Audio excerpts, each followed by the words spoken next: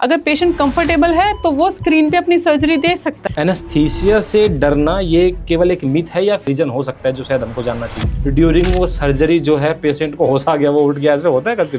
Patient के लिए तो ये बड़ा ड्रेडफुल एक्सपीरियंस हुआ ना, अगर उसकी सर्जरी हो रही है और उसको याद आ रहा है। हॉस्पिटल ने अपना बिल बनाने के लिए उसको वेंटिलेटर पे रख दिया। मतलब वेंटिलेटर की वजह से भी इंजरी हो सकती है।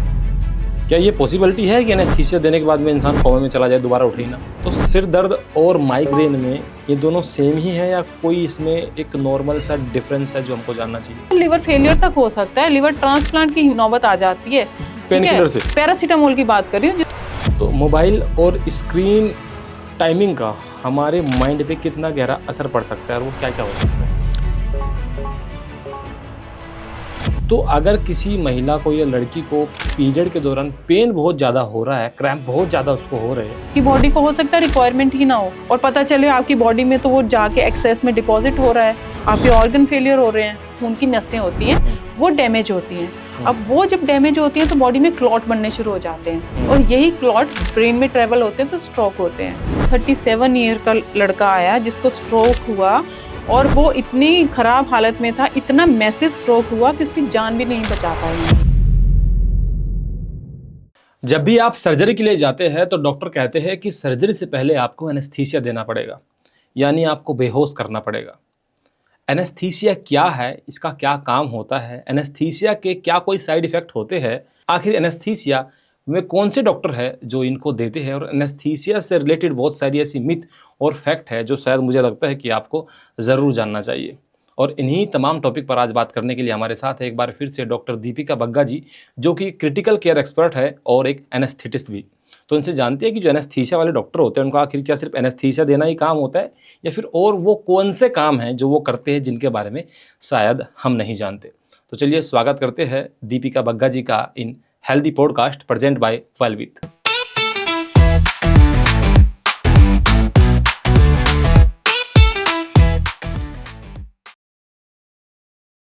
बहुत बहुत स्वागत है मैम आपका फिर से। Thank you so much for inviting me. तो आज मैं पहले एनेस्थीसिया ब्रांच की एक इंट्रोडक्शन दूंगी छोटी सी। तो जैसे एमबीबीएस के बाद हम 3 इयर्स की डिग्री करते हैं, MD anaesthesia plus critical care होती है, ठीक है।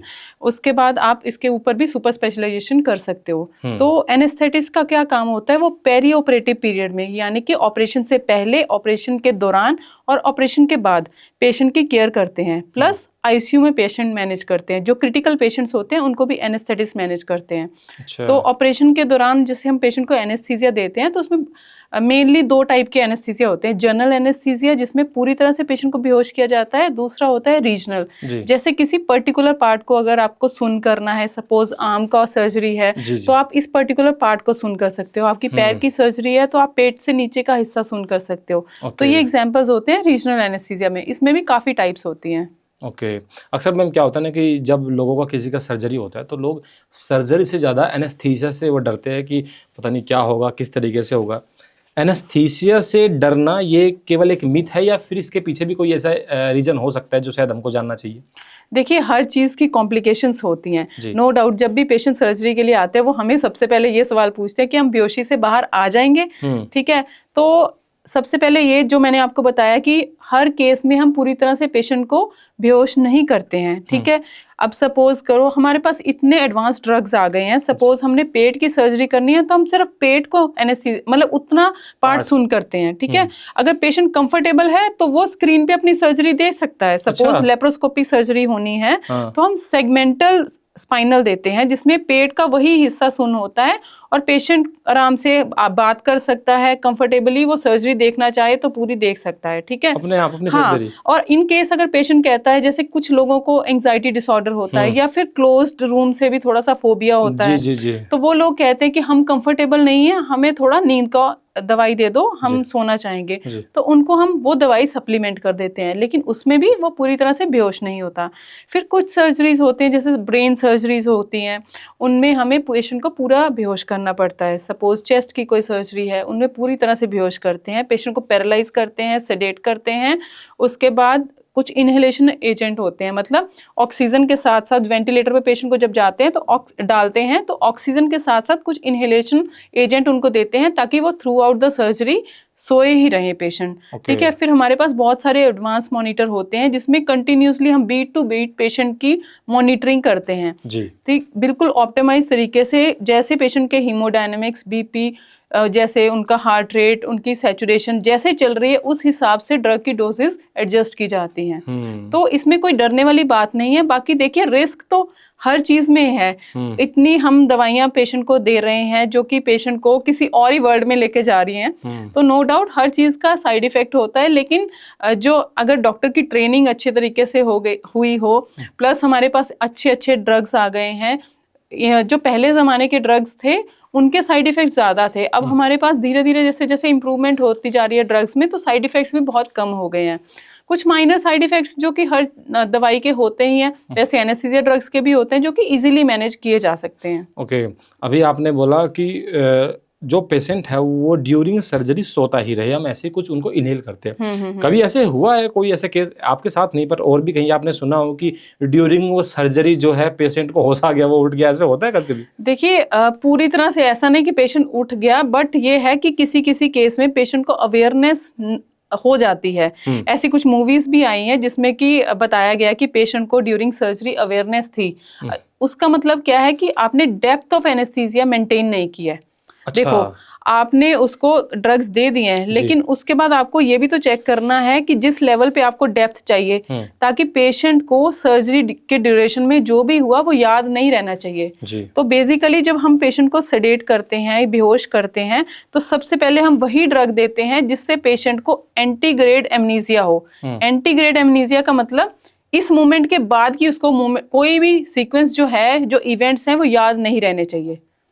तो इस हिसाब से हम दवाइयां शुरू करते हैं कि इस मूवमेंट के बाद पेशेंट को कोई भी जो ओटी का एक्सपोजर है, ऑपरेशन थिएटर का एक्सपोजर हुआ है या पेशेंट के साथ क्या हुआ उसको नहीं याद रहना चाहिए। क्योंकि पेशेंट के लिए तो ये बड़ा ड्रेडफुल एक्सपीरियंस हुआ ना, अगर उसकी सर्जरी हो रही है और उसको याद आ रहा है। एक तो होता है कि फुली कॉन्शियस है पेशेंट, ठीक है, वो हमसे बात कर रहा है, हमसे कम्युनिकेट कर रहा है, उसकी सर्जरी हो रही है, but he is comfortable talking to us. हम उसको एक्सप्लेन करते हैं कि ये कर रहे हैं हम, अब हम ये कर रहे हैं, वो अलग चीज है। एक है कि आपने उसको पैरालाइज किया हुआ है, पेशेंट मूव नहीं कर पा रहा, लेकिन उसको अवेयरनेस है, तो वो पेशेंट के लिए बड़ा गंदा एक्सपीरियंस रहता है। इसलिए डेप्थ ऑफ एनेस्थीसिया मेंटेन करना बहुत जरूरी होती है।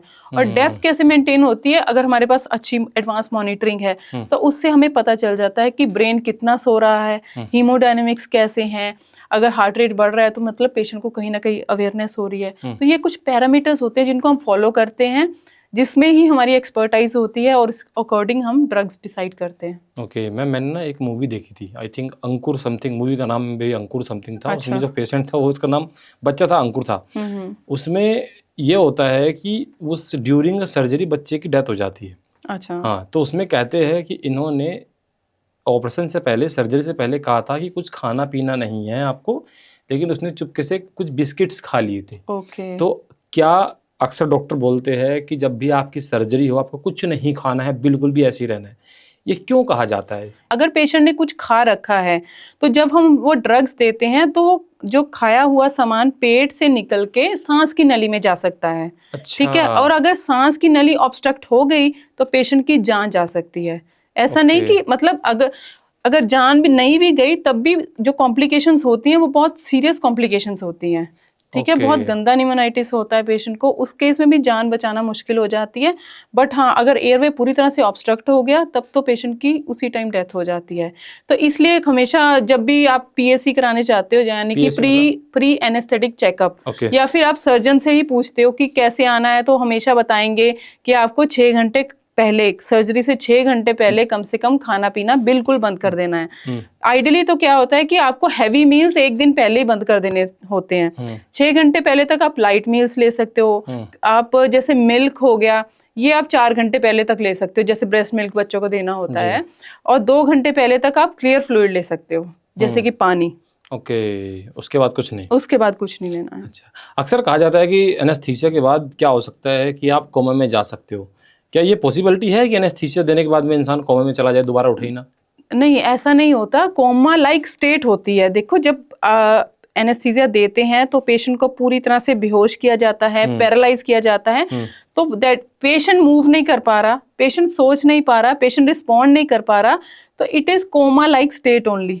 लेकिन इसमें क्या है कि हमने ड्रग्स से उसको डेलिबरेटली इस स्टेट में लाया है। हमारे पास वो ड्रग्स भी हैं जिनसे हम वापस लेके आ सकते हैं इसको।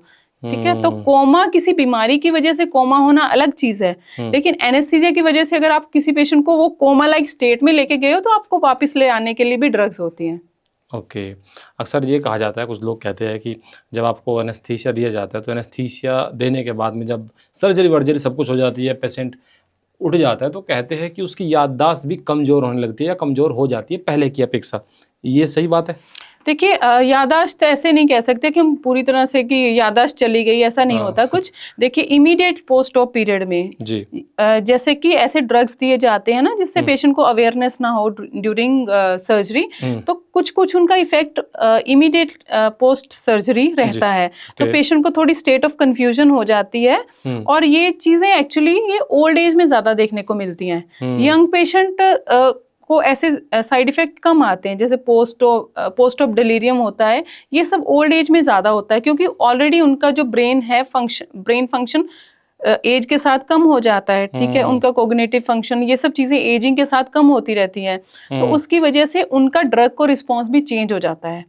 तो उनमें ये चीज़ें, तो उनमें वो कन्फ्यूजन की स्टेट या नींद ज़्यादा आना या कुछ समझ नहीं आना, ये किसी किसी पेशेंट में 2-3 दिन तक भी चलता है। लेकिन उसके लिए भी हमारे पास मेडिसिन होती हैं। ठीक है, और यूजुअली ये सेल्फ रिकवरी हो जाती है ये चीज़ें। बट यंग पेशेंट में ये चीज़ें बहुत अनलाइकली होती हैं, क्योंकि अब हमारे पास इतने एडवांस ड्रग्स हैं जो बहुत ही शॉर्ट एक्टिंग है, मतलब कि उनका इफेक्ट शुरू हुआ और उतनी ही जल्दी वेयर ऑफ हो गया। ओके अच्छा, तभी जब बच्चों को या फिर जो बुजुर्ग आपने बात की है, बच्चों और बुजुर्गों को जो एनेस्थीसिया दिया जाता है उसमें चैलेंजेस थोड़ा ज़्यादा होते हैं।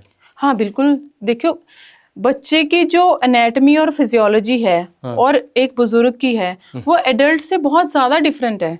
ठीक है, इसलिए हम बच्चों को और बूढ़ों को दोनों को हाई रिस्क कैटेगरी में डालते हैं। अच्छा। ठीक है, क्योंकि बच्चों की पहले तो सबसे पहले जैसे एडल्ट से कंपेयर करेंगे तो उनका हेड का एरिया बड़ा होता है, उनका एयरवे जो है छोटा होता है, प्लस उनके रिसेप्टर्स जो है पूरी तरह से डेवलप नहीं हुए होते हैं। ठीक है, उनका हार्ट जो है अलग तरीके से रिस्पॉन्स करता है एज कंपेयर टू एडल्ट। ठीक है, उनकी पैरासिम्पैथेटिक ओवर डोमिनेंस होती है, मतलब कोई भी दवाई देने से उनकी हार्ट रेट एकदम से ड्रॉप हो सकती है। हल्का सा भी स्टिमुलेशन हुआ, उनको पेन हुआ, या जैसे हम ट्यूब डालते हैं, उनके लंग्स के अंदर एक करेना होता है, वहां टच भी करा तो वो इतना गंदा स्पाज्म यानी कि सांस का रास्ता टोटली बंद हो जाता है कि उससे निकालना बड़ा मुश्किल हो जाता है। तो ये बहुत उसको ध्यान से एनेस्थीसिया देना पड़ता है। बच्चे के रिस्पॉन्स बहुत डिफरेंट होते हैं, किसी भी ड्रग का रिस्पॉन्स बहुत एग्जैजरेटेड हो जाता है उनमें। ठीक है, अगर बीपी कम हुआ तो एकदम से फॉल हो जाएगा, बहुत ज्यादा फॉल हो जाएगा। हार्ट रेट कम हुआ तो एकदम से कम हो जाएगा। तो उसी तरह जैसे ओल्ड एज है, अब ओल्ड एज में क्या होता है बेसिकली कि जैसे जैसे उम्र बढ़ती जाती है, कोमॉर्बिडिटीज आ जाती हैं, जैसे किसी को बीपी की प्रॉब्लम होगी, किसी को शुगर की प्रॉब्लम होगी, किसी को लिवर डिजीज हो गई, किडनी हो गई की प्रॉब्लम हो गई। तो ऐसे कुछ ना कुछ, जैसे एज के साथ ये नेचुरल सी चीजें हैं कि कुछ ना कुछ ऐड ऑन हो जाता है डिजीजेस।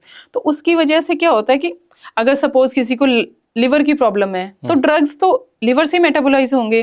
अगर लिवर की प्रॉब्लम है तो उनको वही ड्रग्स को मेटाबोलाइज होने में टाइम लगेगा, तो उतना ही पेशेंट को रिकवरी में टाइम लगेगा।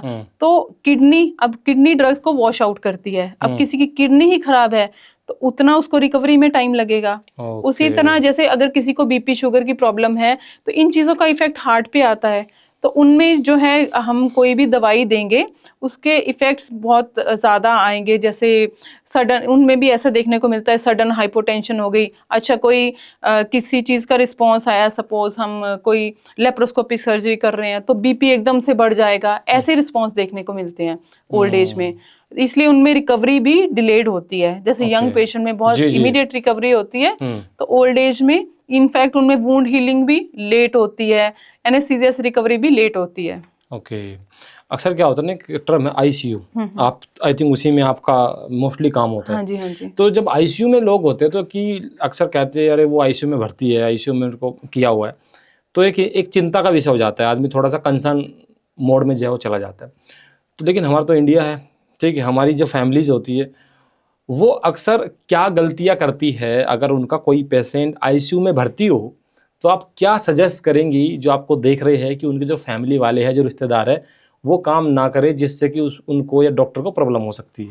देखिए, आईसीयू पहले तो समझना पड़ेगा कि आईसीयू में देखो क्रिटिकल पेशेंट्स ही होंगे। क्रिटिकल पेशेंट वो होते हैं जिनको एडवांस मॉनिटरिंग की ज़रूरत है, जिनको वेंटिलेटर की नीड हो सकती है, या तो वो वेंटिलेटर पे है या फिर उसकी वेंटिलेटर पे जाने की संभावना है। बिल्कुल सिक पेशेंट होते हैं, वो रखे जाते हैं आईसीयू में। तो सबसे पहले तो जो मेरी तो रिक्वेस्ट रहेगी अटेंडेंट जो होते हैं, फैमिली मेंबर, कि विजिट पहले कम से कम करें मरीज को, क्योंकि एक तो वो बाहर से इन्फेक्शन अंदर लेके जाते हैं, दूसरा अंदर ऑलरेडी इन्फेक्टेड पेशेंट्स हैं, उनसे इन्फेक्शन आप खुद कैच कर सकते हो। तो कोशिश करो जब भी आप विजिट करने जाओ मास्क पहन के जाओ।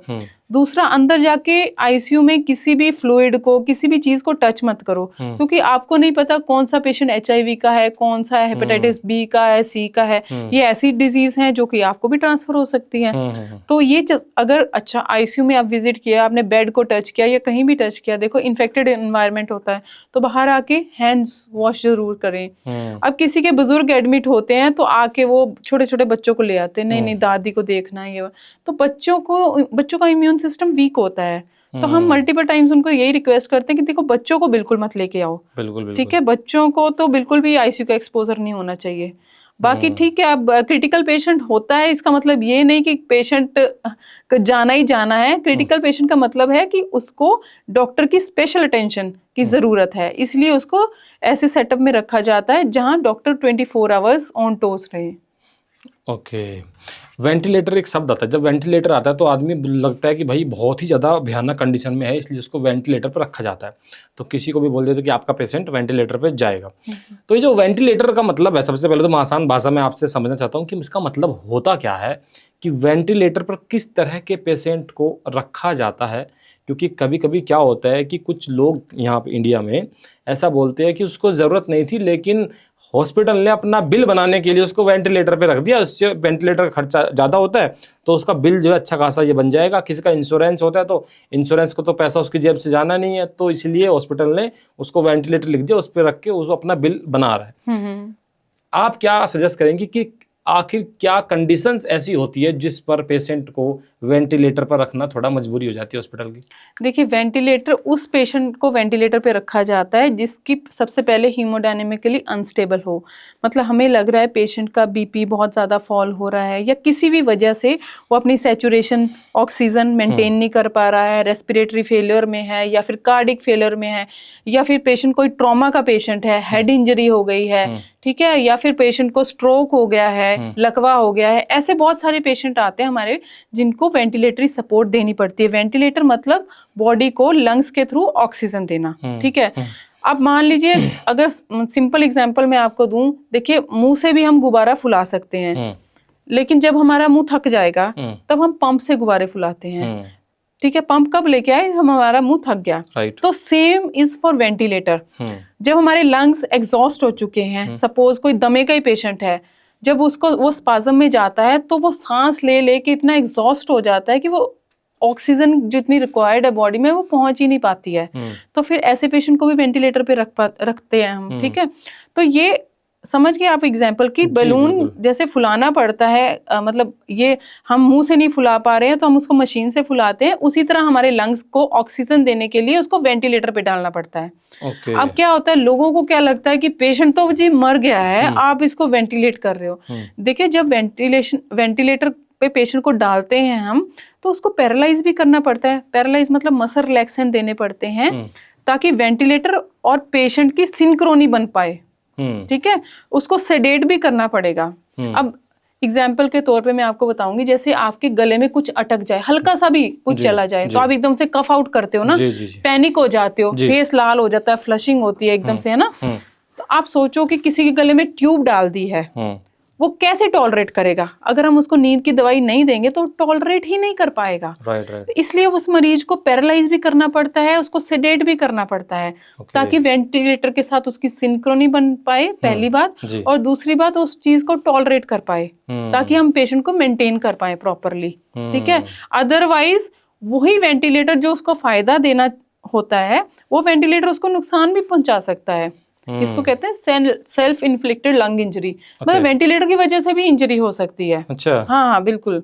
ओके। तो ये चीजें होती हैं, मतलब वही चीज आपको फायदा जो देना चाहती है वो नुकसान भी कर सकती है। इसलिए प्रॉपर एक तरीके से हमें वेंटिलेटर भी डालना है तो उसका भी एक प्रॉपर सर्टेन तरीका होता है, दवाइयों के साथ डालते हैं।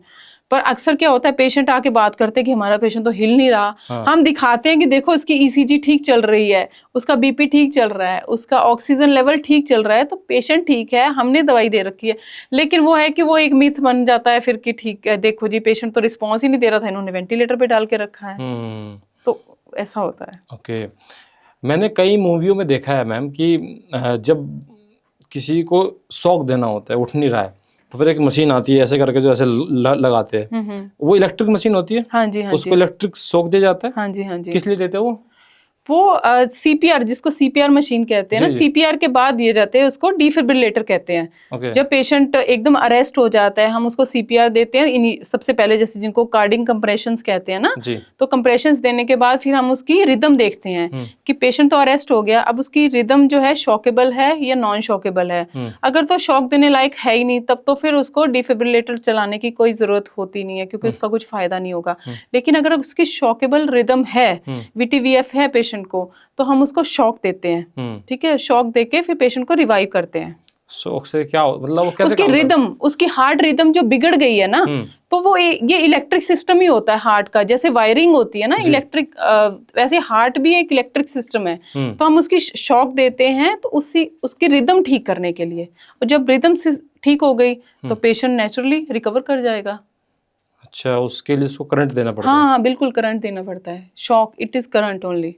मैम थोड़ा नॉर्मल हेल्थ कंसर्न पे थोड़ा बात करेंगे, खास करके आजकल जो माइग्रेन है कि मुझे माइग्रेन हो गया सर में, और सर दर्द जो होता है, हेडेक जो होता है, तो सिर दर्द और माइग्रेन में ये दोनों सेम ही है या कोई इसमें एक नॉर्मल सा डिफरेंस है जो हमको जानना चाहिए? देखिए, सर दर्द अगर कोई एसोसिएटेड अदर सिम्टम्स नहीं है तो उसको हम कह सकते हैं नॉर्मल हेडेक है। ठीक है, माइग्रेन भी हेडेक की ही एक टाइप है। जैसे हेडेक बहुत टाइप के होते हैं, जैसे माइग्रेन हो गया, क्लस्टर हेडेक हो गया, टेंशन हेडेक हो गया, ये सारे टाइप्स होते हैं हेडेक के। ठीक है, तो माइग्रेन ये जो है ना, उसके कुछ एसोसिएटेड सिम्टम्स रहते हैं। सिर्फ सर में दर्द नहीं रहेगा, उसके साथ आपको नोजिया, वॉमिटिंग फील होगा। ठीक है, आपको लाइट से इरिटेशन होगी, या फिर बहुत थ्रोबिंग पेन, बहुत तेज पेन होता है। ठीक है, स्पेसिफिक एक एरिया में। ठीक है, तो वो अलग सा होता है। ठीक है, तो ये अगर एसोसिएटेड सिम्टम्स भी हैं तो वो मोस्ट लाइकली माइग्रेन होता है। बट आई वुड सजेस्ट कि किसी को अगर लगातार 2-3 बार से ज्यादा अगर हेडेक रहता है तो उसको डॉक्टर से जरूर कंसल्ट करना चाहिए, क्योंकि वो डायग्नोज कर पाएंगे ये माइग्रेन है या कौन से टाइप का हेडेक है।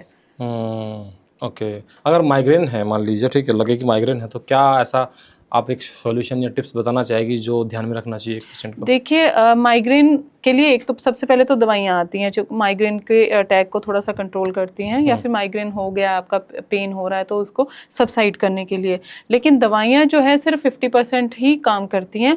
बाकी आपको सबसे पहले फाइंड आउट करना होता है कि आपके ट्रिगर कौन से हैं। ठीक है, कुछ लोगों को तला हुआ खाने से होता है, कुछ लोगों को सन एक्सपोजर बहुत ज़्यादा होता है, उससे ट्रिगर होता है, किसी को बहुत ज़्यादा लाइट से होता है, किसी को स्ट्रेस से होता है। ठीक है, तो बेसिकली आपको अपने ट्रिगर्स फाइंड आउट करने हैं और उन पे काम करना है कि वो ट्रिगर्स से जितना हो सके आपको बचना है। दूसरा, आपको अपना हेल्दी लाइफस्टाइल मेंटेन करना है, खाली पेट नहीं रहना है। अपना मील स्पेसिफिक, जैसे ब्रेकफास्ट है, लंच है, डिनर, ये बिल्कुल टाइम फिक्स कीजिए, उस टाइम पे ही खाना खाइए। दिन में कम से कम 30 मिनट्स वॉक करनी है। ग्रीन टी पी सकते हो। ठीक है, और जैसे सनलाइट में निकलो तो आप हमेशा सन ग्लासेस पहनो। ये छोटी छोटी चीज़ें हैं जो आप मेंटेन करके माइग्रेन के अटैक से बच सकते हो। ओके, आजकल मैम क्या है, मोबाइल हमारे जीवन का हिस्सा है, तो स्क्रोलिंग हमारी होती रहती है। तो मोबाइल और स्क्रीन टाइमिंग का हमारे माइंड पे कितना गहरा असर पड़ सकता है, और वो क्या क्या हो सकता है? देखिए, मोबाइल, सबसे पहले तो जैसे अभी हम हेडेक की बात कर रहे थे, तो बहुत सारे हेडेक की सबसे बड़ी जड़ तो ये स्क्रीन टाइम ही है। ठीक है, हाँ बिल्कुल बिल्कुल। तो स्क्रीन टाइम तो जैसे माइग्रेन के पेशेंट है तो सबसे पहले उनको स्क्रीन टाइम ही कम करना पड़ेगा। सोने से कम 2 घंटे पहले आपको मोबाइल या कोई भी डिजिटल ऐप, जो भी आप कुछ भी यूज करते हो, वो सब आपको बिल्कुल जो भी आप यूज करते हो आपको कम से कम 2 घंटे सोने से पहले उसको बंद कर देना चाहिए, ठीक है। तभी आप ये जो फ्रीक्वेंट अटैक्स होते हैं माइग्रेन से उनसे बच सकते हो। दूसरा, जैसे हमारे ब्रेन की बात करें तो आजकल क्या है, मोबाइल में हम कोई भी जैसे रील्स देखते हैं या फिर शॉर्ट्स देखते हैं तो विद इन सेकेंड हमें कितनी चीजों का एक्सपोजर हो जाता है। तो उससे क्या है, हमारा माइंड एग्जॉस्ट हो जाता है। हमें लगता है कि हम रिलैक्स करने के लिए मोबाइल देख रहे हैं, बट हमारा माइंड रिलैक्स नहीं हो रहा है, वो एग्जॉस्ट हो रहा है। दूसरा, इतनी वो कंटिन्यूसली इतनी चीजें चेंज होती हैं ना, जैसे रील्स देखते हैं विद इन सेकेंड्स कितनी अलग अलग चीजों का एक्सपोजर होता है हमें, ठीक है। तो उससे क्या है कि हमें फोकस करने में प्रॉब्लम आती है, कंसंट्रेशन में प्रॉब्लम आती है, जैसे जो कि आजकल के छोटे छोटे बच्चों को बहुत ज्यादा वो कहते हैं ना, ये बैठ के पढ़ाई नहीं कर पाते, फोकस नहीं कर पाते, कंसंट्रेशन उनकी खराब है।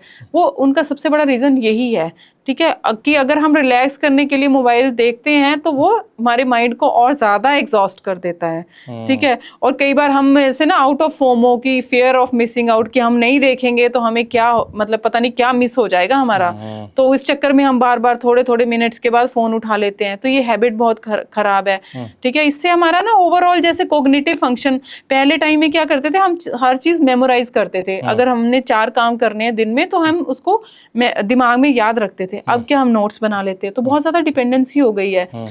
अलार्म क्लॉक जो है वो भी फोन में है, तो फोन पे डिपेंडेंसी होने की वजह से कहीं ना कहीं हमारी ना मेमोरी, जो मेमोराइज करने की पावर है वो भी कम हो रही है।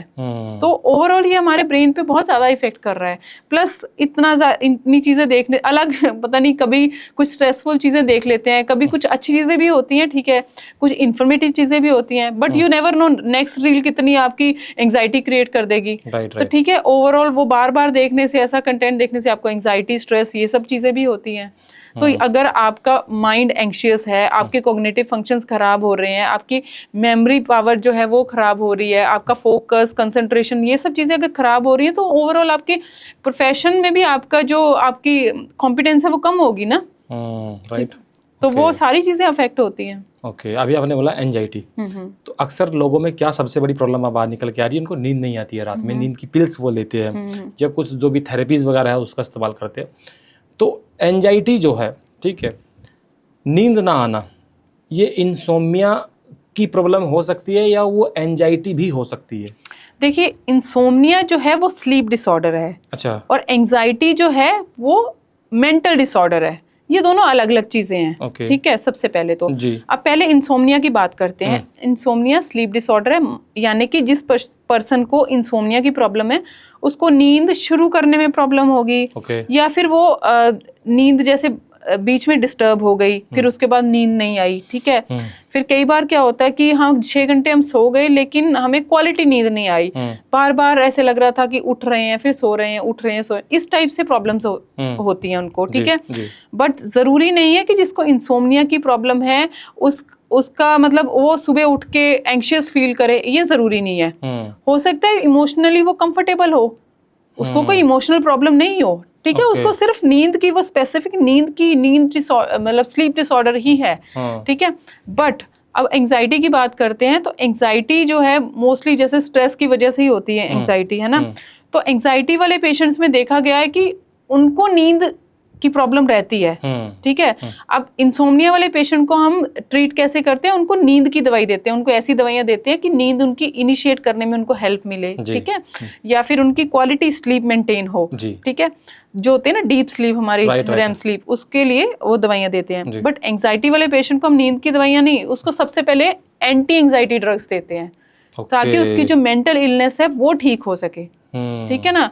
और मेन उसका रीजन स्ट्रेस ही रहता है। अब स्ट्रेस को और फिर इसके साथ साथ उनको साइकोथेरेपी भी देते हैं ताकि वो स्ट्रेस को मैनेज कर सके। देखो, स्ट्रेस हमारी लाइफ का इंटीग्रल पार्ट है, चाहे वो घर है, फैमिली रिलेटेड है या प्रोफेशनल स्ट्रेस है, वो हमेशा रहेगा हमारी लाइफ में। अगर हम प्रोग्रेसिव हैं, इवन नहीं भी प्रोग्रेसिव है, अगर कोई बीमार हो गया घर पे तब भी तो स्ट्रेस रहेगा ना। तो स्ट्रेस को हम एलिमिनेट नहीं कर सकते, बस स्ट्रेस मैनेजमेंट पे काम कर सकते हैं, ठीक है। तो उसके बहुत सारे वेज होते हैं कि जैसे मैं कहती हूँ कि अपनी हॉबीज डेवलप करो, ठीक है, उस पर काम दो ताकि आपका माइंड डिस्ट्रैक्ट हो पाए कहीं पे। तो उससे क्या है, आप कहीं और फोकस करते हो तो फॉर द टाइमिंग आप अपने स्ट्रेस को भूल जाते हो। बाकी तो फिजिकल एक्टिविटी और वो सब तो इम्पोर्टेंट ही है, बट हॉबीज के लिए जरूर टाइम निकालो। ओके। एंजाइटी, स्ट्रेस, इंसोमिया के साथ साथ अब क्या हो रहा है इंडिया में, खास करके कम उम्र में बच्चों को स्ट्रोक आ रहे हैं बहुत ज़्यादा। बिल्कुल। ठीक है, as a doctor, as a professional health experts, आप क्या कहना चाहेंगे कि कम उम्र में बच्चों को स्ट्रोक क्यों आ रहे हैं?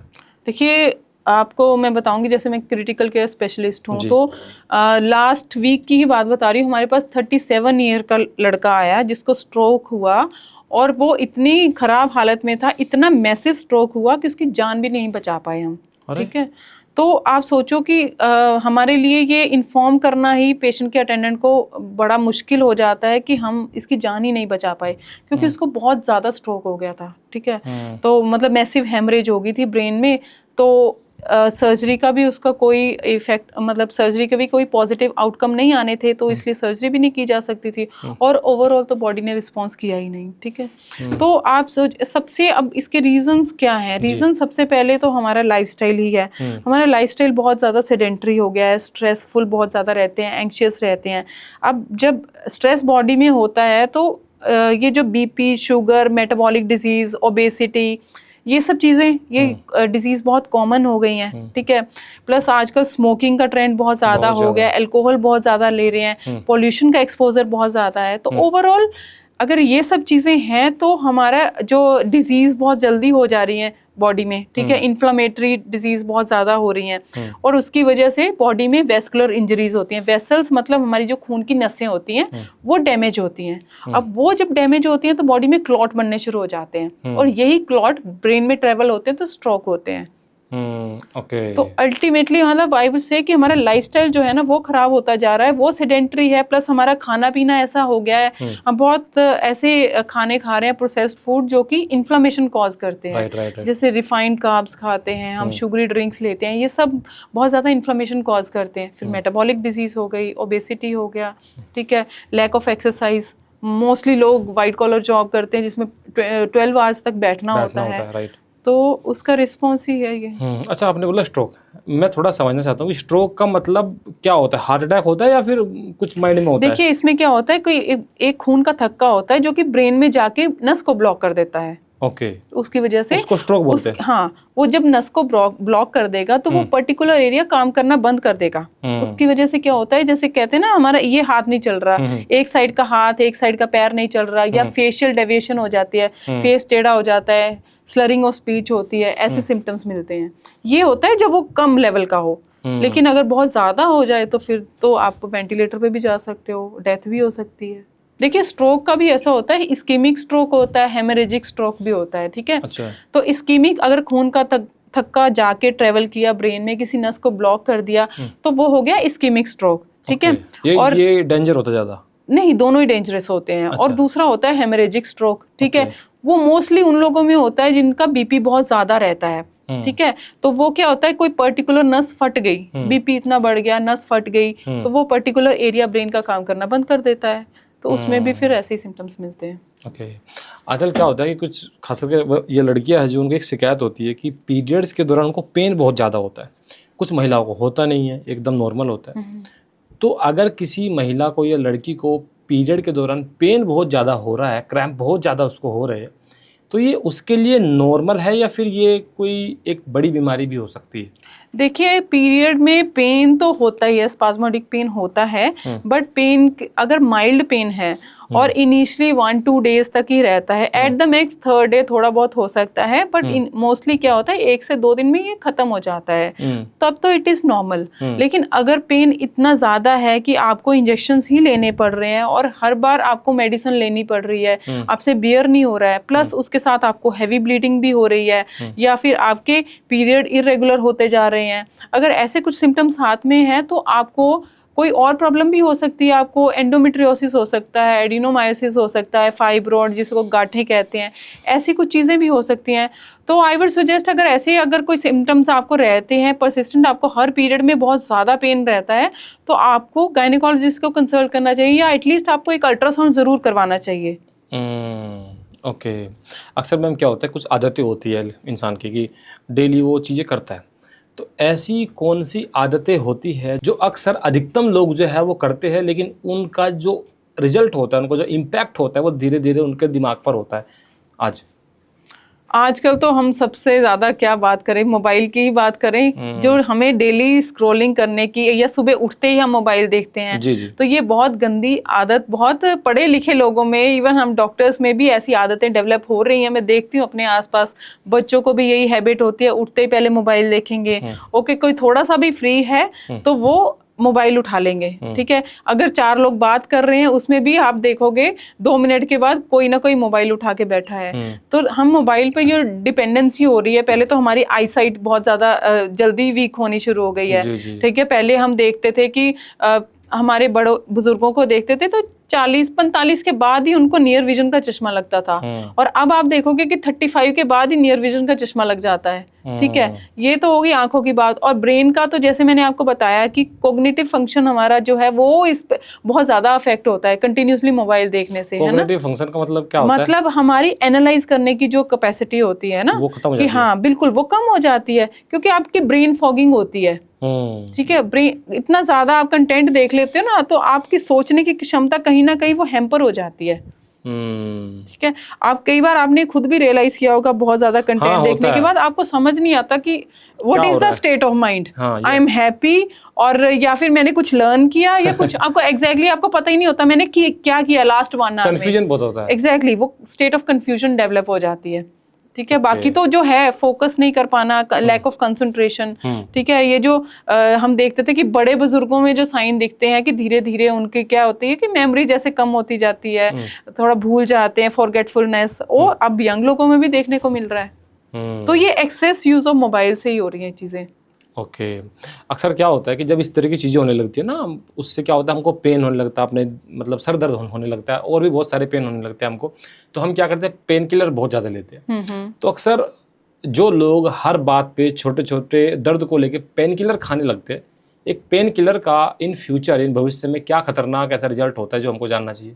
देखिए, अगर वंस इन ए वाइल आप कभी पेन किलर ले रहे हो तो उसका कोई ऐसा बड़ा साइड इफेक्ट नहीं होता, बट सपोज आपको कोई कंटिन्यूसली पेन रह रहा है तो आप उसको बिना डॉक्टर को कंसल्ट किए कंटिन्यूसली पेन किलर खा रहे हो, तो देखो हर दवाई के साइड इफेक्ट होते हैं, और पेन किलर्स के तो बहुत ही ज्यादा होते हैं, ठीक है। आपकी किडनी फेल हो सकती है, और इवन पैरासीटामोल जिसको हम कहते हैं ना, बहुत सेफ है ड्रग।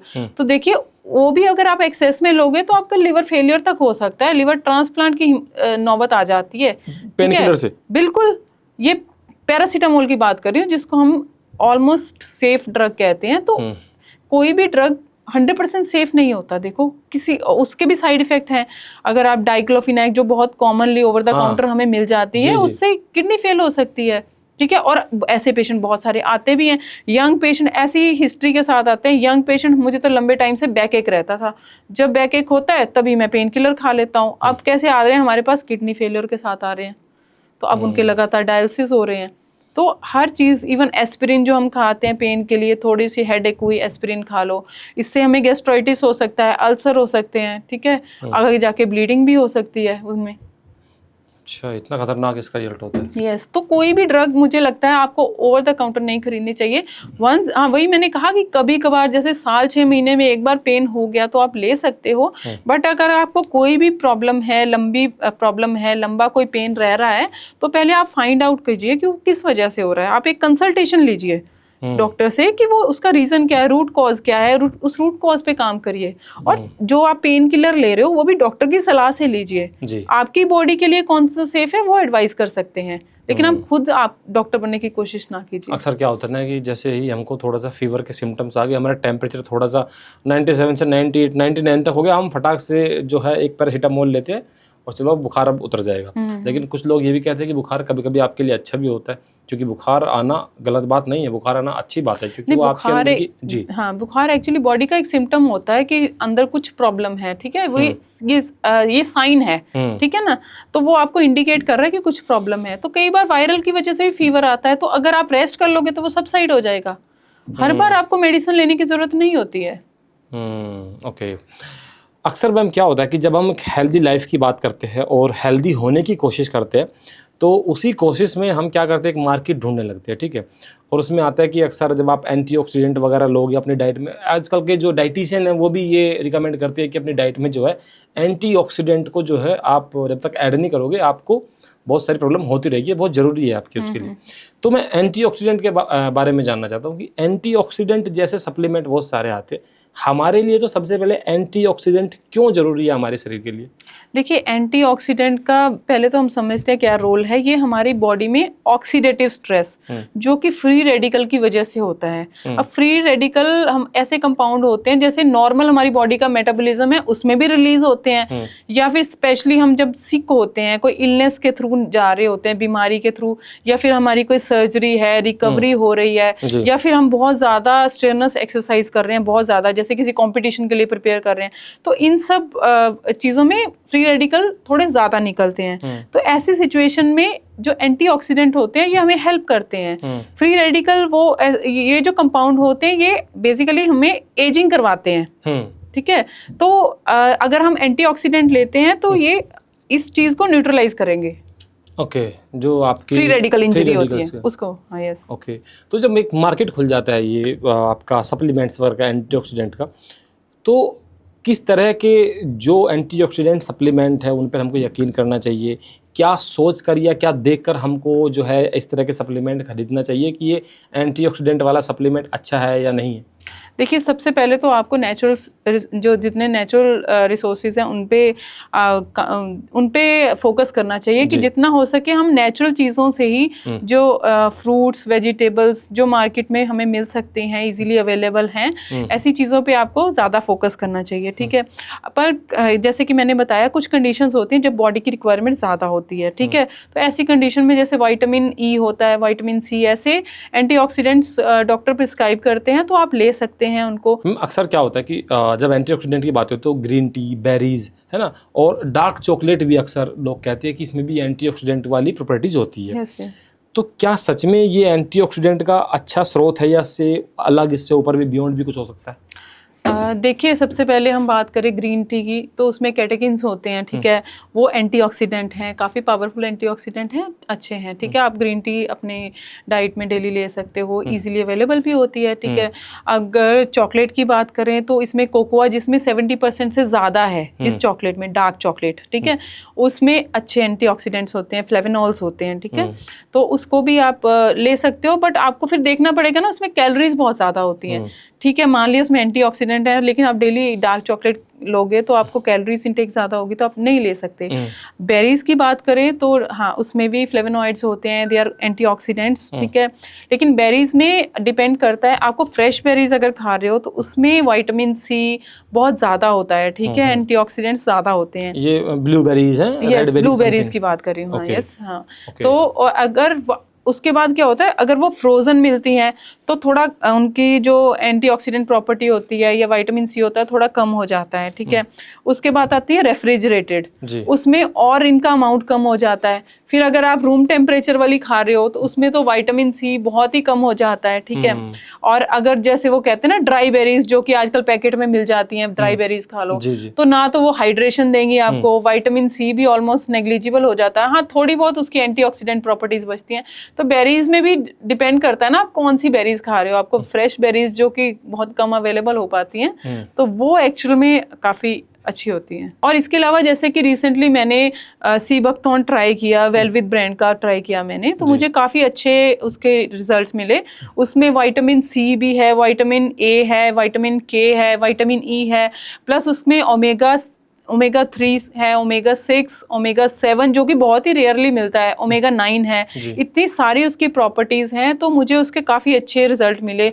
ये गट हेल्थ के लिए भी बहुत अच्छा है, आपकी स्किन के लिए बहुत अच्छा है, आपके स्किन बैरियर पे बहुत अच्छा काम करता है, हाइड्रेशन देता है, आपकी स्किन ग्लो करती है। इसके गट की जो हमारी मिकोजा लाइनिंग होती है उसको मेंटेन करता है। प्लस इसके अलावा ये हमारे हार्ट हेल्थ के लिए बहुत अच्छा है। बेसिकली इसमें 190 बायोएक्टिव कंपाउंड्स हैं। तो आप किसी भी बीमारी में सोच लीजिए, आपके दिमाग में कोई भी जो बीमारी आ रही है उसमें कहीं ना कहीं सी बकथॉर्न का रोल रहेगा ही रहेगा। अच्छा, सीबोक्थोन आपने किस उसमें ट्राई किया? मैंने 2-3 वैरायटी में ट्राई किया बेसिकली। मैंने एक पल्प ट्राई किया था और इसके ऑयल कैप्सूल्स आते हैं, ये दोनों ट्राई किए थे। जो पल्प आता है उसमें उसकी एंटीऑक्सीडेंट प्रॉपर्टीज बहुत अच्छी हैं, उसमें विटामिन सी है, विटामिन ई है बहुत ज़्यादा मात्रा में, तो वो मैंने यूज़ किया था जिसके मुझे रिजल्ट अच्छा लगा। प्लस ये कैप्सूल फॉर्म में भी आता है जो कि हार्ट हेल्थ के लिए बहुत अच्छा है, क्योंकि ये हमारी लिपिड प्रोफाइल को, जो हमारा कोलेस्ट्रॉल लेवल बढ़ जाते हैं, बैड कोलेस्ट्रॉल एलडीएल जो बढ़ जाता है, उसको मैनेज करने में काफ़ी हेल्प करता है। तो मैम आजकल जो है हम डायबिटिक कैपिटल है इंडिया, और हर चौथे पांचवें इंसान को आजकल डायबिटीज़ है ही है, ठीक है। तो डायबिटीज़ के लिए लोग क्या करते हैं, कुछ आयुर्वेद में भी जाते हैं, कुछ एलोपैथी में भी दवाइयाँ खाते हैं और कहते हैं कि जो डायबिटीज़ की एलोपैथी की दवाई है उसकी डोज कभी कम नहीं होती बल्कि बढ़ जाती है। आप बात करिए सीबोक्थोन की, तो क्या सीबोक्थोन डायबिटीज़ में भी काम करता है? बिल्कुल काम करता है। सीबोक्थोन को आप as a supportive medicine diabetes में यूज़ कर सकते हो। जैसे वेलविद की बात कर रही थी मैं, तो इसका भी डायवेल नाम से एक प्रोडक्ट आता है जिसमें सीबोक्थोन के साथ साथ करेला है, पुनर्नवा है, जामुन है, इन सब चीज़ों के एक्सट्रैक्ट हैं। ये सब डायबिटीज़ मैनेज करने में एक सपोर्टिव मेडिसिन की तरह बहुत अच्छा काम करते हैं, क्योंकि ये ना बेसिकली पेनक्रियाज के अंदर जो बीटा सेल्स होते हैं जो कि इंसुलिन सिक्रीट करते हैं, उनको रीजनरेट करने में हेल्प करते हैं। तो इसलिए ओवरऑल अगर आप मेडिसिन ले भी रहे हो शुगर की, तो उसके साथ साथ अगर ये भी लेते हो, आप डेली यूज़ करते हो, तो आपकी शुगर मैनेज करने में ये काफ़ी नेचुरल तरीके से हेल्प कर सकता है। ओके। ओमेगा 3 को अक्सर क्या कहते हैं कि ये ब्रेन फूड है ना, कि ये ब्रेन के लिए सबसे अच्छा फूड है, वो आपका ओमेगा 3 है। ओमेगा 3 को ब्रेन फूड सबसे पहले तो क्यों कहा जाता है, और अगर हमें इसको लेना हो तो हम कैसे इसको ले सकते हैं? देखिए, ओमेगा 3 की बात करें तो ब्रेन फूड इसलिए कहा जाता है कि हमारे जो ब्रेन का स्ट्रक्चर होता है ना, अंदर ब्रेन सेल्स होते हैं, न्यूरॉन्स होते हैं, तो उसके स्ट्रक्चर में ओमेगा 3 बहुत का बड़ा इंटेग्रल पार्ट होता है। It's a part of that. तो इसलिए इसलिए ब्रेन नरिशमेंट के लिए हमें ओमेगा 3 ज़रूरी होता है। ठीक है, जैसे छोटे छोटे बच्चे होते हैं, तो आपने सुना होगा या आपको भी बचपन में कहते होंगे कि अखरोट खाया करो, क्योंकि अखरोट में होता है ओमेगा 3 और वो ब्रेन डेवलपमेंट में, बच्चों की ब्रेन डेवलपमेंट में हेल्प करता है। तो इसलिए ये इसको ब्रेन फूड कहा जाता है। अगर ओल्ड एज में, जैसे ओल्ड एज वालों को भी इसलिए ओमेगा 3 जरूरी होता है, क्योंकि ओल्ड एज जैसे जैसे उम्र बढ़ती जाती है, तो जैसे ये भूलने की बीमारी होती है, एल्जाइमर, ठीक है, डिमेंशिया होता है, वो एज के साथ साथ जैसे ब्रेन सेल्स कम काम करते हैं तो डिमेंशिया होता है, उनको याद नहीं रहता चीज़ें, है ना, तो ये बीमारी होती है। या पार्किंसन, ऐसी बीमारियां जो एज रिलेटेड हैं, तो इनको देखो हम पूरी तरह से ख़त्म नहीं कर सकते, लेकिन हाँ बिल्कुल हम इनको थोड़ा मतलब ये है कि ये डेवलप होने लेट डेवलप होंगी। अगर आप ओमेगा 3 ले रहे हो तो ये कहीं ना कहीं आपके ब्रेन फंक्शन को सपोर्ट करेगा और ऐसी बीमारियां कम होंगी, ठीक है, और अगर होंगी तो काफ़ी उनको डिले किया जा सकता है। ओके। तो अगर हमें ओमेगा 3 जो होता है लेना है, उसकी अच्छी एक डाइट हमको लेनी है, तो हमको क्या करना चाहिए? किस देखिए, ओमेगा 3 का मेन जो सोर्स होता है वो फिश होता है। साल्मन फिश में काफ़ी अच्छी क्वांटिटी में होता है, बट देखो हर कोई तो नॉन वेज नहीं खाता। इंडिया में मोस्टली लोग वेजिटेरियन होते हैं, तो शिया सीड में होता है, फ्लैक्स सीड में होता है, ठीक है, और सीबकथॉर्न में बहुत ज़्यादा ओमेगा 3 होता है। और उसमें ओमेगा 3 क्या, उसके साथ साथ ओमेगा 7 होता है जो कि बहुत रेयरली हमें मिलता है, ठीक है, और स्किन के लिए बहुत ही अच्छा है, ब्रेन के लिए भी, स्किन के लिए भी। तो ये ऑल टुगेदर इसमें बहुत सारे मिनरल्स हैं, बहुत सारे विटामिन्स हैं, विटामिन ए है, विटामिन सी है, विटामिन ई है, विटामिन के है, इतनी सारी प्रॉपर्टीज हमें एक ही प्रोडक्ट में मिल जाती हैं। तो अगर पॉसिबल है, अगर आप इसको ले सकते हो तो आपको डेली अपनी डाइट में लेना चाहिए सीबकथॉर्न। यस। अगर बच्चों के लिए, क्योंकि अक्सर हमने बच्चों को हम भूल जाते हैं, बच्चों के ब्रेन डेवलपमेंट सबसे ज़्यादा ज़रूरी है, तो क्या सीबकथॉर्न बच्चे भी ले सकते हैं? देखिए, 5 साल से बड़े बच्चों को आप दे सकते हो, क्योंकि उससे नीचे अभी रिसर्च हमें और चाहिए, हमारे पास बहुत ज़्यादा एविडेंस नहीं है। लेकिन 5 साल से बड़े बच्चों को, इनफैक्ट वेलविद की गमीज आती हैं बच्चों के लिए, और बहुत टेस्टी भी हैं, बच्चे इजीली ले सकते हैं, उसको च्यू कर सकते हैं, तो उनके लिए भी काफ़ी हेल्पफुल है। ओके। तो बच्चों को भी ओमेगाज, एंटीऑक्सीडेंट सब कुछ मिल जाएगा? सब मिलेगा, उनको एंटीऑक्सीडेंट्स भी मिलेंगे और सारे ओमेगा 3, ओमेगा 6, ओमेगा 9 सब मिलेंगे। ओके। एक है मैम विटामिन सी, और कोविड के बाद विटामिन सी इतना लोकप्रिय हो गया है कि विटामिन सी समझिए उस वक्त पे जो है वो रामबाण था। हर कोई चाहता था कि वो विटामिन सी ले ताकि वो कोविड से बच सके, उसको कोविड ना हो। आखिर क्यों विटामिन सी हमारे लिए इतने ज़्यादा ज़रूरी है कि लोग अक्सर उसको भगवान मानने लगे थे कोविड के वक्त? क्योंकि सबसे पहले तो जैसे हम एंटीऑक्सीडेंट की बात कर रहे थे, ये बड़ा पावरफुल एंटीऑक्सीडेंट है। सेकेंडली ये इम्यूनिटी बूस्ट करता है हमारी, तो वुंड हीलिंग में, इम्यूनिटी में इसका बहुत बड़ा रोल है। तो इसलिए पेशेंट को जब कोई, इवन हम पोस्ट सर्जरी भी पेशेंट को एडवाइस करते हैं ताकि उसकी कोलेजन प्रोडक्शन, जैसे वुंड हीलिंग के लिए कोलेजन बनेगा, नया कोलेजन, तो ये सपोर्ट करता है उसको विटामिन सी। तो इसका काफ़ी अच्छा रोल है वुंड हीलिंग में, इम्यूनिटी को बूस्ट करने में। छोटे बच्चों को भी दे सकते हैं विटामिन सी। नेचुरल सोर्सेज बहुत सारे आते हैं, जैसे आंवला में बहुत सारा विटामिन सी होता है, ऑरेंज में होता है, और जैसे अभी हमने बात की सीबकथॉर्न की, उसमें तो क्लेम करते हैं कि सबसे ज्यादा इसी में ही मिला है विटामिन सी। आज तक मतलब इतना किसी भी फ्रूट या किसी भी बेरी में नहीं मिला है। बिल्कुल बिल्कुल। तो आप इसे ले सकते हो, ठीक है, तो आपकी इम्यूनिटी अच्छी रहेगी, आपको ये जो बार बार वायरल इन्फेक्शन होते हैं ये सब नहीं होंगे। ओके। अक्सर कहते हैं कि जो हमारी इम्यूनिटी का ज़्यादातर हिस्सा है वो हमारे गट से होता है।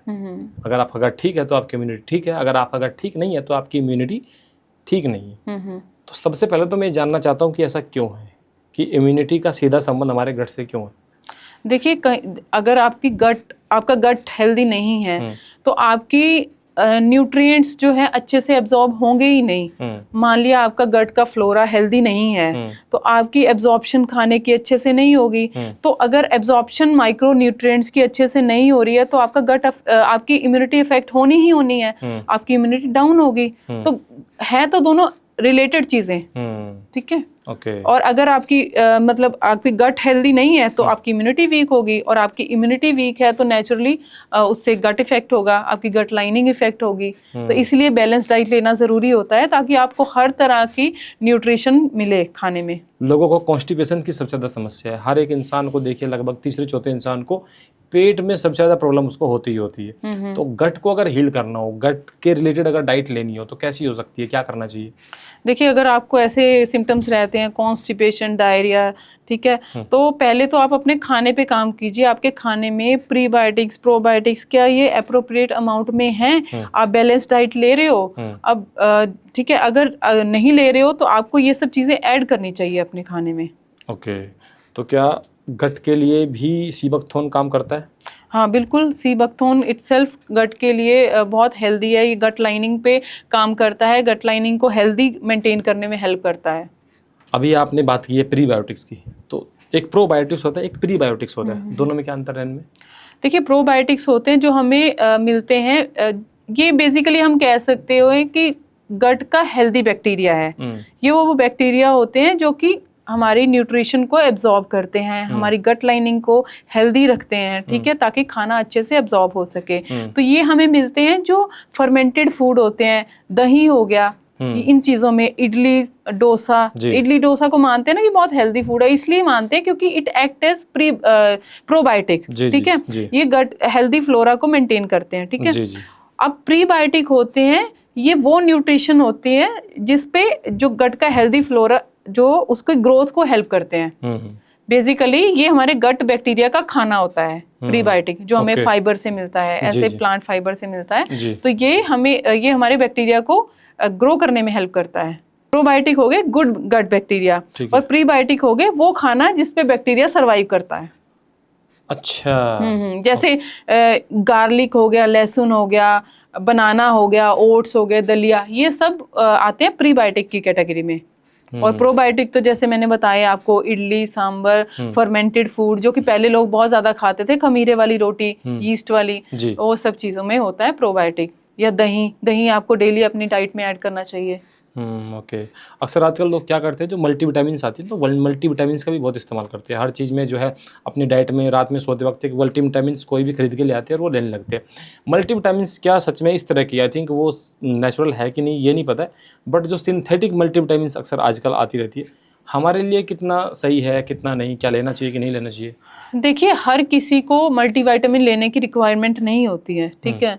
लेकिन अगर आप कोई किसी मतलब रैंडमली किसी की भी रील सुन के या किसी का भी वीडियो देख के आप जा रहे हैं अपने लिए मल्टीविटामिन खरीदने, तो वो हो सकता है आपको नुकसान भी पहुंचा दे, ठीक है।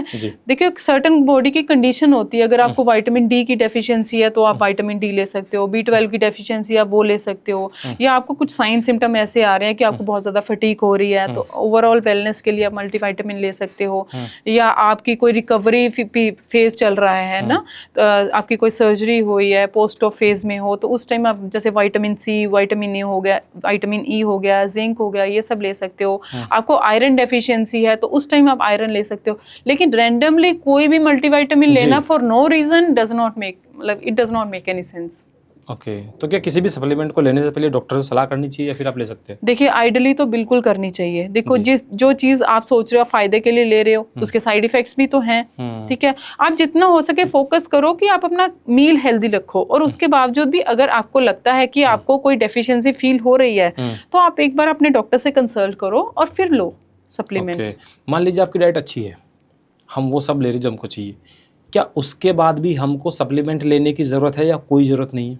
नहीं, बिल्कुल उसके बाद भी ज़रूरत हो सकती है, क्योंकि एक होता है कि हमारा स्टेपल फूड है कि हम एक पर्टिकुलर खाना ही डेली खाते हैं, तो उससे क्या होता है RDA जो कि डेली डोज होती है कि हमें इतना इतना डेली इतना विटामिन, इतना मिनरल्स की इतनी इतनी क्वांटिटी जानी चाहिए, तो वो कई बार नहीं मीट विद कर पाते हम अपने स्टेपल फूड से, तो उस केस में आपको कभी कभार सप्लीमेंट्स लेने पड़ते हैं। तो और स्पेशली जब कोई आप मेजर इलनेस से निकले हो, ठीक है, या फिर मैंने बताया जैसे कि आप बहुत ज्यादा स्टर्नस एक्टिविटी करते हो, तो आप उतना ज्यादा खाना नहीं खा पाते ना बल्क में। अगर आपको अपनी डेली डोज मीट विद करनी है मल्टीविटामिन की, तो आप बल्क में तो नहीं खा सकते, तो उन केस में आपको सप्लीमेंट्स देते हैं, लेकिन ये सप्लीमेंट्स आपको डॉक्टर से कंसल्ट करके ही लेने चाहिए। ओके, तो जो लोग सप्लीमेंट खरीदने के लिए जाते हैं, किसी भी फार्मेसी पे चले जाते हैं और धड़ल्ले से बोलते हैं मेरे को वो दे दीजिए विटामिन, मल्टीविटामिन जो भी, और फार्मेसी वाला भी उनको कोई भी ब्रांड का पकड़ा देता है, तो आप उनको क्या कहना चाहेंगे कि अगर कोई भी मल्टीविटामिन आप खरीद रहे हैं तो उनको किन बातों का ध्यान रखना चाहिए? देखिए, आप मल्टीविटामिन पहले तो अगर आप अपनी मर्जी से ले रहे हो, ठीक है, पहले तो उनका ब्रांड चेक कीजिए, ब्रांड अच्छा कोई जिसपे जो एविडेंस बेस्ड ऐसा कोई ब्रांड हो जिसकी पूरी रिसर्च हो रखी हो, ठीक है, उसको ही यूज़ करना चाहिए। दूसरी बात कि आपको पहले अपने लेवल्स चेक करवा लेने चाहिए। जैसे आजकल विटामिन डी का हर कोई ले रहा है, विटामिन डी का कैप्सूल टैबलेट फॉर्म में हर कोई ले रहा है, तो आप पहले अपने लेवल्स चेक करवाओ, ठीक है। विटामिन B12 का सप्लीमेंट लेना है तो पहले अपने लेवल्स चेक कराओ, ठीक है। कोई भी चीज़ आपको लग रही है कि मैं ये पर्टिकुलर सप्लीमेंट ले रहा हूँ, तो आपको पता होना चाहिए मैं किस वजह से ले रहा हूँ। ऐसा नहीं कि कोई ट्रेंड चल रहा है तो मैं उसको ब्लाइंडली ट्रेंड को फॉलो करके ये सप्लीमेंट ले रहा हूँ। आपकी बॉडी को हो सकता है रिक्वायरमेंट ही ना हो, ठीक है, और पता चले आपकी बॉडी में तो वो जाके एक्सेस में डिपॉजिट हो रहा है, आपके ऑर्गन फेलियर हो रहे हैं। अच्छा, उससे हो जाता है फर्क? बिल्कुल हो सकता है। ओके, तो thank you so much ma'am, बहुत बहुत धन्यवाद आपका एक बार फिर से। और ये बात भी सही है कि मल्टीविटामिन्स लेने से पहले आपको बहुत सारी चीज़ों का ध्यान रखना चाहिए। ऐसे ही धड़ल्ले से जाके आपको किसी ने सजेस्ट कर दिया और आप गए और आपने ले लिया और आप खाने लगे, उसका आपको ज़रूरत है कि नहीं है, आपको इस बात पे भी थोड़ा सा गौर करना चाहिए। और अगर जैसे कि मैम ने बताया आपको विटामिन सी हमारे लिए कितना ज़रूरी है, ओमेगाज हमारे लिए कितना ज़रूरी है, एंटीऑक्सीडेंट हमारे लिए कितना ज़रूरी है, और ये तीनों के तीनों जो है वो कहाँ मिलते हैं? वो मिलते हैं आपके वेल विथ सी बकथॉर्न में, जिसमें कि आप पल्प के फॉर्म में भी आप उसको ले सकते हैं, आप ऑयल कैप्सूल्स के फॉर्म में भी आप उसको ले सकते हैं, आप गमीज़ की फॉर्म में भी उसको ले सकते हैं। अगर आपको ग्रीन टी पीने का ज़्यादा शौक़ है तो सी बकथॉर्न की जो लीव्स होती है, जो ड्राई लीव्स होती है, उनकी अगर चाय बना के भी अगर आप पियोगे तो भी आपका गट तो ठीक रहेगा ही रहेगा, साथ ही साथ जो है आपको एंटीऑक्सीडेंट और बहुत सारे ऐसे मिनरल्स हैं जो आपको मिल जाएंगे, क्योंकि इसमें होते हैं 190 बायोएक्टिव कंपाउंड। आपको अगर बाल झड़ रहे हैं, आपको स्किन की प्रॉब्लम है, आपको अगर गट की इशू है, अगर आपको हार्ट का इशू है, अगर आपको स्किन का इशू है, आपको कोई भी इशू है, उन सब में सी बकथॉर्न आपके लिए एक रामबाण या संजीवनी बूटी साबित हो सकती है। लेकिन हाँ, लेने से पहले एक बार अपने हेल्थ एक्सपर्ट से कंसल्ट ज़रूर करिए। आज का ये पॉडकास्ट आपको कैसा लगा हमें कमेंट करके ज़रूर बताएं, और हाँ, लाइक कीजिए, सब्सक्राइब कीजिए। बहुत बहुत शुक्रिया।